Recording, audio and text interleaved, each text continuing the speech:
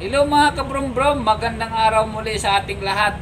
Ang bidyong ito ay magbibigay ako sa inyo ng tip kung gusto nyo bang matutong mag-drive. Gusto nyo bang matutong mag-drive? So, kung gusto nyo matutong mag-drive mga kabrom-brom, panoorin nyo at tapusin nyo itong video ko. Baka sakaling pagkatapos ng video kong ito mapanood nyo, instant driver na kayo.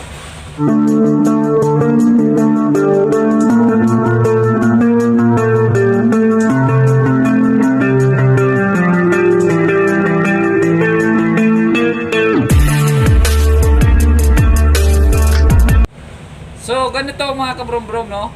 Gawin nyo yung ginawa ko. Yan, nandito na ako ngayon. Isang bus na yung dala ko, no? Kaya ibibigay ko sa inyo yung aking natutunan. O, hindi ko po sinasabi na magaling po ako. Base lang po ito sa aking experience. Kaya bahagi ko po ito sa inyo. So, yun, the best talaga, guys, mga kabrom-brom, no? Mag-driving school po tayo. Driving school po. Pero hindi po porket makapag-driving school na po kayo, instant driver na po kayo. Hindi po. Napakahirap maging driver. At sa driving school po, kukunting oras lang po ang uubusin sa inyo sa pagtuturo, no? Kaya hindi ganoon kadali matutong mag-drive. So yung ginawa ko, mga kabrom-brom, habang nagtatrabaho ako dati kasi sa restaurant lang ako dati, mayroon po akong kaibigan na taxi driver. Yung ginawa ko to kasi gusto ko talagang matutong mag-drive. Kailangan lang din talaga ng lakas ng loob, tiyaga at tiwala sa sarili. Yan, kasi kung wala yung tatlo na yan, hindi ka matututo.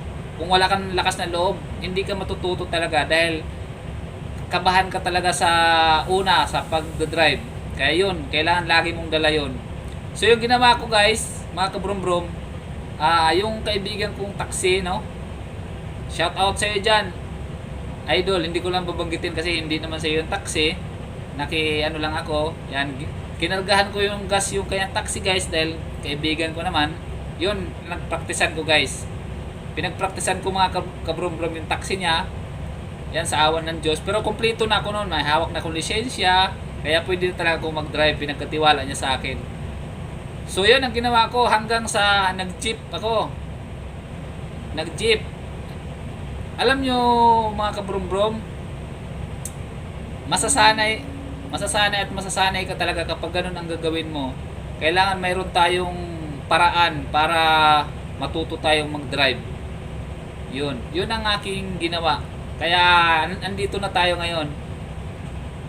Hawak na natin, bus na, Yun ang ginawa ko talaga. Kaya i-share ko sa inyo kasi gusto kong yung mga walang trabaho dyan na gustong matutong mag-drive.